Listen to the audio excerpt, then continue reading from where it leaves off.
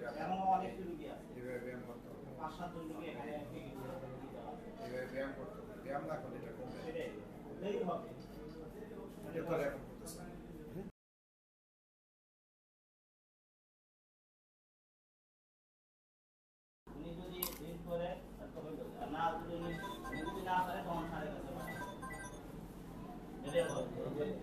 কি রোল? আচ্ছা, আসলে রুগী না দেখে এটা বলা খুব ডিফিকাল্ট। সেই জন্য পেশেন্টকে শোয়া আমাদের এই হাঁটুরও অ্যাসেস করতে হবে, কারণ হাঁটু যদি কেউ যদি ভাঁজ হয়ে থাকে তার না না, হাঁটু টান করতে পারে সে, সোজা করতে পারে। জি সোজা করতে পারে, কিন্তু অনেক আচ্ছা, আমি পেন আমি হয়। আমি রাফলি এটার যে অপারেশন লাগবে সেটা জি, জি। হলো এই জয়েন্টটাও বদলাই দিতে হবে, জি, জি। প্লাস এই যে এইখানে যেটার মধ্যে কাপটা থাকে, অর্থাৎ আমাদের তার এই জয়েন্টটা নষ্ট হয়ে গেছে, জি, জি।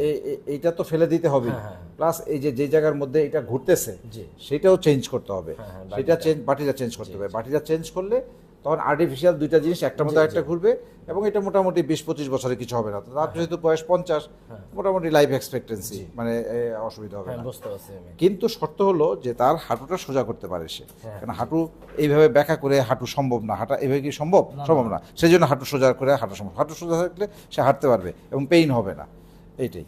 সেই জন্য আগে তাকে এনে দরকার ফিজিওথেরাপি দিয়ে একটু দেখে অ্যাসেস করে সব পরীক্ষা করে তারপরে অপারেশন করতে হবে। মোটামুটি কত খরচ লাগবে আমি সেগুলি সব বলে দিব। আর টেম্পোরারি কি তার ডায়াবেটিস, প্রেশার এগুলি কিছু আছে? এগুলো এই যে এখানে রিপোর্ট আছে, তো পার্শ্ব খাইয়া মনে করেন চামড়া থেকে আলাদা হয়ে গেছে, মাংস থেকে চামড়াটা। চিকন হয়ে গেছে পা? জি, জি। এটা তো মনে করেন প্রায় আজকে 1.5 মাস ধরে বিছানায় এগুলি পড়া। তো সব কোমর ব্যথার ওষুধ খাইছে, তার তো কোমরের সমস্যা না, এটা আগে তার সমস্যা তো এইখানে।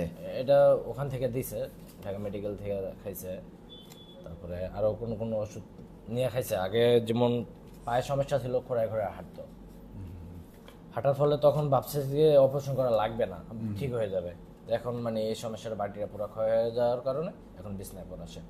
আচ্ছা, এখন মনে করেন টাকা পয়সার অভাবে করাতে পারছি না এটা, তাই একটু কম খরচ। আপনার ওই যে পরিচিত নাসির ভাই বললো যে ওখানে যা, তারপরে ওই শাওন ভাইকে আপনি করাইছেন, দোনোটা বাটি লাগাই দিচ্ছেন, পরিচিত যে খুব সুন্দর, সে তার কাছে যা, আমার কথা বলিস, তোর পরিচয় দিস, জাজিরা বাড়ি। ঠিক আছে। জাজিরা অনেক বছর ডাক্তারি করছে। মোতালেব শেখ, জি। 50। ওকে, মোতালেব শেখ 50 বছর। তার আগে এটা কিছুই করা যাবে না। হ্যাঁ, যেটা সেভাবে যেভাবে ভালো হয় সেভাবে অবশ্যই যেভাবে ভালো হয়, খালি অপারেশন করলে তো লাভ নেই। অপারেশন করলে রুগীর সেটা যাতে দেখবেন। উপকার হয় সেটাই উদ্দেশ্য। আপনার কাছে পাঠালো, বলো যে আমার কথা বল, দেখ টাকা পয়সা একটু কম রাখবো, গরিব মানুষ। আমাদের এখানে খুবই লজিক্যাল জি, মানে রেটিং করা টাকা হয় পয়সার operation। অভাবে মনে করেন এটা আরো আগে হয়ে যেত। আজকে মনে হয় 1.5 মাস ধরে বিছনায় পড়া, শুধু টাকার জন্য এই জিনিসটা পারিনি। আমি সার্জিক্যাল টিম চার্জ আমাদের এটা 30,000 টাকা, আমি তোমাকে এখানেও কমাই দিতেছি 5,000 টাকা, 25,000 টাকা, তাতে ওটি অ্যানেস্থেসিয়া সব মিলে পড়বে 30,000 টাকা। এটা নর্মালি 35 আমরা করি, গত 10 বছর ধরে রেট বাড়ানো হয় নাই। তারপরে আরও 5,000 টাকা আমি ডিসকাউন্ট করে দিলাম। আর যেটা ইমপ্লান্টের দাম, এটা মেরিল কোম্পানির, সিমেন্টেডটা দিলেই কম পড়বে। হ্যাঁ, আর এই বয়সে সিমেন্টেড হলেই হবে।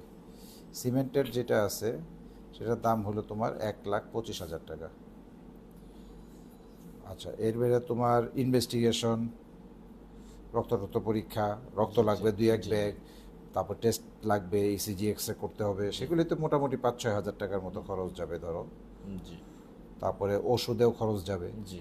ওষুধ, অপারেশন করার জিনিসপত্র টুকিটাকি, অপারেশনের অজ্ঞানের অবসরের ওষুধ, সব মিলে ধরো এগুলি 12,000 টাকার মতো লাগতে পারে আনুমানিক। ওষুধে তো সব দাম জানি না, একটু কম বেশি হতে পারে। তারপরে বেড ভাড়া কম, বেড ভাড়া আমাদের 200 টাকা করে, যদি 10 দিন থাকে 2,000 টাকা যাবে। আর ভর্তি, পোস্ট অপারেটিভ, সার্ভিস চার্জ এগুলিতেও প্রায় 2,000 টাকার মতো যাবে। তাই 2-2-4, 12 আর 4 16, 16 আর 7 23, 23 আর 23 আর 30, 53।